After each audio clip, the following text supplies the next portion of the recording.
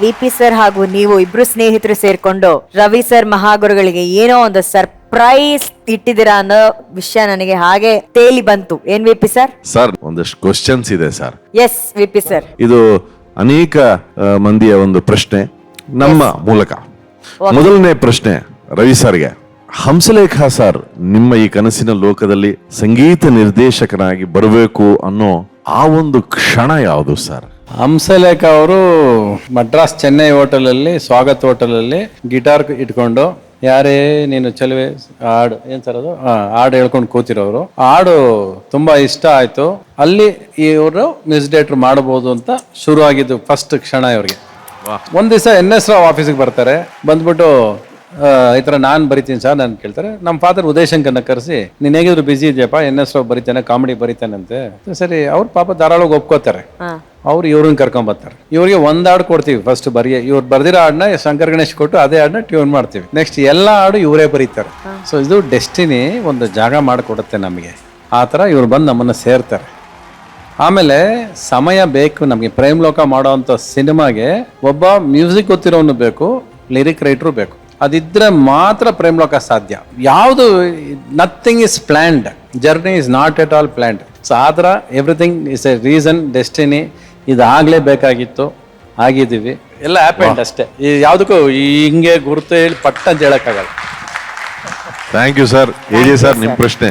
ಗುರುಗಳೇ, ಈಗ ಪ್ರೇಮಲೋಕ ಮಾಡಿದ್ರಿ, ಅದಾದ್ಮೇಲೆ ಕಂಟಿನ್ಯೂಸ್ ಸಾಂಗ್ಸ್, ಕಂಟಿನ್ಯೂಸ್ ಸಿನಿಮಾ ಎಲ್ಲವೂ super duper hit songs. So ಈ ತರ ಹಾಡ್ ಮಾಡ್ಬೇಕಾದ್ರೆ ಹೆಂಗಪ್ಪ ಮಾಡೋದು, ಈ ತರ ಥಾಟ್ಸ್ ನಿಮ್ಗೆ ರವಿ ಸರ್ ಕಾಂಬಿನೇಷನ್ ಅಲ್ಲಿ ಮಾಡ್ಬೇಕಾದ್ರೆ ಪ್ರತಿ ಸಿನಿಮಾಲು ಇರ್ತಿತ್ತ?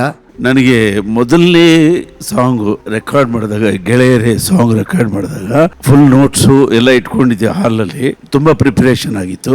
ರೆಡಿ ಇಟ್ಕೊಂಡು ಫಸ್ಟ್ ಮಾನಿಟರ್ ಫುಲ್ ಆರ್ಕೆಸ್ಟ್ರಾ ನುಡ್ಸಿದ್ರು. ಆ ಸೌಂಡ್ ಕೇಳಿ ಸ್ಕ್ರಿಪ್ಟ್ ನೋಡ್ತೀನಿ, ನನಗೇನು ಕಾಣಿಸ್ತಾ ಇಲ್ಲ. ನನಗೆ ದಿಗ್ಭ್ರಮೆ ಅಂತಾರಲ್ಲ, ವಿವೇಕ ಆಫ್ ಆಗಿ ಮೆಕ್ಯಾನಿಕಲ್ ಏನು ಅಂತ ಇದ್ದೆ. ಆ ಸಾಂಗ್ ಕೇಳಿದ್ಮೇಲೆ ತಡ್ಕೊಳಕ್ಕಾಗ್ಲಿಲ್ಲ. ಒಳಗಡೆ ಹೋದೆ, ಕನ್ಸೋಲ್ಗೆ ಹೋದೆ. ಸೆಲ್ವರಾಜ್ ಅಂತ engineer, it's a good song ಅಂದ್ರು ಅವರು.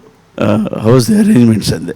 Fantastic, you are happy with this ಅಂದ್ರು. ಟೋಟ್ಲಿ ಬ್ಲ್ಯಾಂಕ್ ಆಗ್ಬಿಟ್ಟಿದ್ದೀನಿ ಅಂದೆ. You forget this, think what next, think what next ಅಂತ ಆತ ಹೇಳ್ದ. ನಾನು ಡೈರಿಯಲ್ಲಿ ಬರ್ಕೊಂಡೆ. ಆ ಹಾಡನ್ನ ಆತನೇ ಬ್ಯಾಲೆನ್ಸ್ ಮಾಡಿ ಸಾರೆ ಅದನ್ನೆಲ್ಲ ಭಾಳ ಚೆನ್ನಾಗಿ ಹ್ಯಾಂಡಲ್ ಮಾಡಿ ರೆಕಾರ್ಡ್ ಮಾಡಿದ್ರು.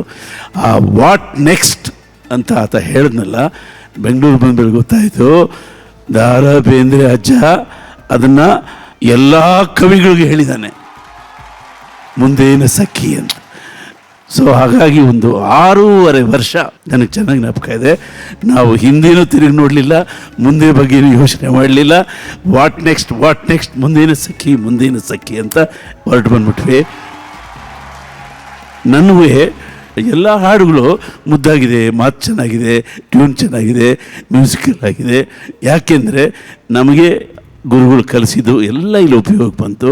ಅವರು ಅದನ್ನು ಕಣ್ಣಂಚಿನಲ್ಲಿ ಕ್ವಾಲಿಟಿ ಕಂಟ್ರೋಲ್ ಮಾಡಿದ್ದಾರೆ. ಕಣ್ಣಂಚಲ್ಲಿ ಒಂದು ಪೀಸ್ ರೆಕಾರ್ಡಿಂಗ್ ಆಗ್ತಾ ಇದ್ರೆ ಸಣ್ಣ ಮಿಸ್ಟೇಕ್ ಇದ್ರೆ ಹಿಂಗೆ ನೋಡಿದ್ರೆ ಸಾಕು, ಓ ಸಮಥಿಂಗ್ ಇಸ್ ರಾಂಗ್ ಅಂತ ಹೋಗಿ ಕರೆಕ್ಷನ್ ಮಾಡ್ಬಿಡ್ತಿದ್ವಿ. ಹಾಗಾಗಿ ಎಲ್ಲೂ ನಿಂತಿಲ್ಲ ಗುರು, ಸುಮ್ಮನೆ ಹೊರಟ್ಬಿಟ್ವಿ. Super, thank you, thank you.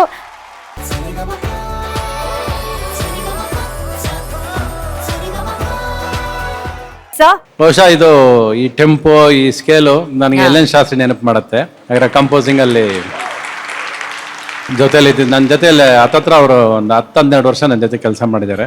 Ravi ಮಾಮನ ಪಿಕ್ಚರ್ ಅವ್ರ ಕೆಲ ಮ್ಯೂಸಿಕ್ ಮಾಡಿಸಿದ್ದೆ ನಾನು ಅವಾಗ. ಅವರು ಅವ್ರ ಮಿಸ್ಸಸ್ ಇಬ್ರು ನನ್ನ ಜೊತೆ ಕಂಪೋಸಿಂಗ್ ತುಂಬಾ ಸಹಾಯ ಮಾಡಿದವರು. ನಾನು ಮ್ಯೂಸಿಕ್ ಡೈರೆಕ್ಟರ್ ಆಗೋದಕ್ಕೆ ಅವರು ಒನ್ ಆಫ್ ದಿ ರೀಸನ್ಸ್ ಕೂಡ ಅವರಿಬ್ಬರು. ಮತ್ತೆ ಈ ಪರ್ಟಿಕ್ಯುಲರ್ ಸಿನಿಮಾ ಏನಾಯ್ತು ಅಂದ್ರೆ, ಏಕಾಂಗಿ ಅನ್ನೋ ಸಿನಿಮಾ ತುಂಬಾ ಪ್ರೀತಿಯಿಂದ ಮಾಡಿದ ಒಂದು ಸಿನಿಮಾ. ಅದು ಸೋಲ್ ಇದೆಯಲ್ಲ, ಆ ಸೋಲೇ ಇದ್ರ ಟೆಂಪೋ ಅಂದ್ರೆ ಬದಲಾಯಿಸುತ್ತೆ. ಅಂದ್ರೆ ಅದು ಏನೋ ಎಕ್ಸ್ಪೆರಿಮೆಂಟ್ ಮಾಡ್ತೀನಿ, ಬೇರೆ ತರ ಮಾಡ್ಬೇಕು ಅನ್ನೋದು ಒಂದು ಆಸೆ ನನಗೆ. ಯಾವಾಗಲೂ ಪ್ರಯತ್ನ ಮಾಡ್ಬೇಕು ಅನ್ನೋದು ಒಂದು ಆಸೆ ನನಗೆ. ಸಿನಿಮಾಗಳು ಬೇರೆ ತರ ಮಾಡ್ಕೊಂಡು ಹೋಗ್ಬೇಕು, ಮತ್ತೆ ಅದೇ ಸಿನಿಮಾ ಮಾಡಕ್ ಆಗಲ್ಲ ಅನ್ನೋದು ಒಂದು ತಲೆಯಲ್ಲಿ ಇರುತ್ತೆ. ಸೊ ಅವಾಗ ಈ ಸಿನಿಮಾನ ಇಲ್ಲ, ಇದು ಈ ಜನಕ್ಕೆ ಇಷ್ಟ ಆಗೋ ಟೆಂಪೋ, ಇಷ್ಟ ಆಗೋ ಹಾಡು ಕಂಪಲ್ಸರಿ ಹಿಟ್ ಮಾಡೇ ಮಾಡ್ತೀವಿ ಅಂತ ಮಾಡಿದಂತ ಸಿನಿಮಾ ಮಲ್ಲ. ಡೇ 1 ಇಂದ ಇದ್ರ ಟೆಂಪೋನೇ ಬೇರೆ. ಈ ಶುರುನೇ ಇದು ಡ್ಯುಯೆಟ್ ಸಾಂಗ್ ನ ತೆಗೆದು ಕನ್ನಡದ ಹಾಡು ಮಾಡಿದ್ದು ನಾನು ಬರ್ಕೊಳಕ್ ಆಯ್ತಲ್ಲ ಅನ್ನೋದು ನೆಮ್ಮೆ ನನಗಿದೆ. ಅದು ಅವ್ರು ಹೇಳ್ಬೇಕು, ನಾನು ಏನ್ ಚೆನ್ನಾಗಿ ಬರ್ತೀನಿ ನನಗೆ ಗೊತ್ತಿಲ್ಲ.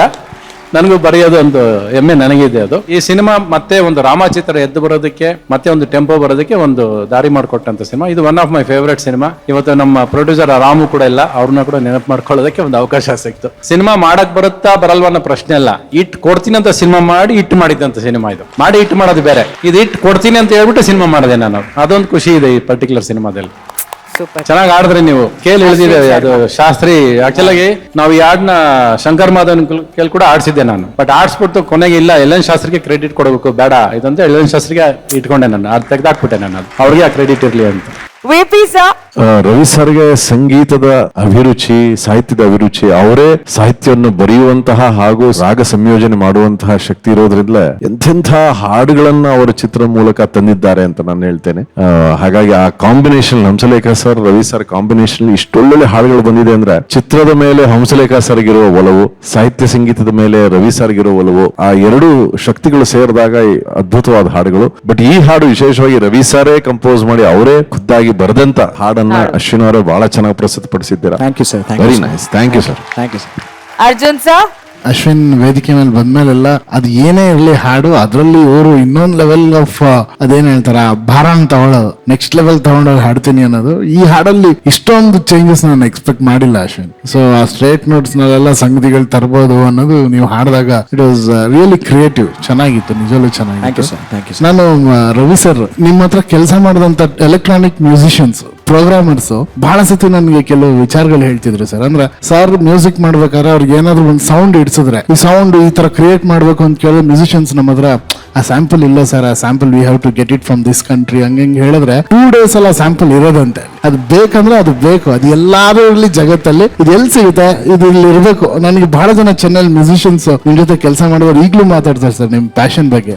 ವಿಜುವಲ್ಗೆ ಸೌಂಡ್ ತುಂಬಾ ಇಂಪಾರ್ಟೆಂಟ್ ನಮ್ಗೆ. ಆಮೇಲೆ ಅದಕ್ಕೆ ಶಾರ್ಟ್ ತಲೆಗೆ ಬಂದ್ಬಿಡುತ್ತೆ ನನಗೆ. ಶಾರ್ಟ್ ತೆಗಿಬೇಕು ಅಂತ ಫಿಕ್ಸ್ ಮಾಡಿದಾಗ ಅದು ಬೇಕೇ ಬೇಕು ಅಂತ ಒದ್ದಾಡಿದೀವಿ. Needed, sound is much needed. Greatness ಏನಂದ್ರೆ ಸರ್ ಈಗ್ಲೂ ಅಷ್ಟು ಜನ ನಿಮ್ಮನ್ನ ನೆನೆಸ್ಕೊಂತಾರೆ ಸರ್, ನಿಮ್ ಪ್ಯಾಷನ್.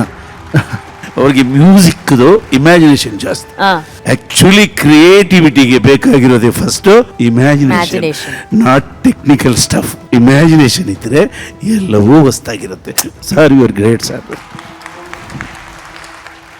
ಇದು ಕನಸುಗಾರನ ಕನಸು ಅಂತಾನೆ ಹೇಳ್ಬೋದು. ಮಹಾಗುರುಗಳು ಹೇಳ್ದಂಗೆ ಒಬ್ಬ ಕ್ರಿಯೇಟಿವ್ ಪರ್ಸನ್ಗೆ ಇಮ್ಯಾಜಿನೇಷನ್ ಇಸ್ ವೆರಿ ಇಂಪಾರ್ಟೆಂಟ್ ಅಂತ. ಇಲ್ಲಿ ಎಷ್ಟು ಸಿಂಪಲ್ ಆಗಿ ರವಿ ಸರ್ ಅಲ್ಲ ನನಗೆ ಈ ಸ್ವರಗಳು ಗೊತ್ತಿಲ್ಲ, ನನಗೆ ಅಷ್ಟು ಗೊತ್ತಿಲ್ಲ ಟೆಕ್ನಿಕಾಲಿಟೀಸ್ ಅಂತ, ಬಟ್ ಮಹಾಗುರುಗಳು ಹೇಳ್ದಂಗೆ ಆ ಸಂಗೀತನ ಇಮ್ಯಾಜಿನ್ ಮಾಡ್ಕೊಂಡಿದ್ದಕ್ಕೆ ಇಷ್ಟು ದೊಡ್ಡ ದೊಡ್ಡ ಹಾಡುಗಳು ನಮ್ಗೆ ಸಿಕ್ಕಿರೋದು, ಕನ್ನಡ ಚಿತ್ರ ಸಂಗೀತಕ್ಕೆ ಸಿಕ್ಕಿರೋದು. ಸೊ ಅಂತ ಕನಸುಗಾರನಿಗೆ ವೇದಿಕೆ ಮೇಲೆ ಅಶ್ವಿನ್ ಅವರೇ ಇವತ್ತು ನೀವು ಅದ್ಭುತವಾಗಿ ಹಾಡಿದ್ದಕ್ಕೆ ನಿಮ್ಗೆ ಧನ್ಯವಾದಗಳು. Thank you so much. Thank you. Thank you. Sari ga ma pa pa sa sa pa pa. Sari ga ma pa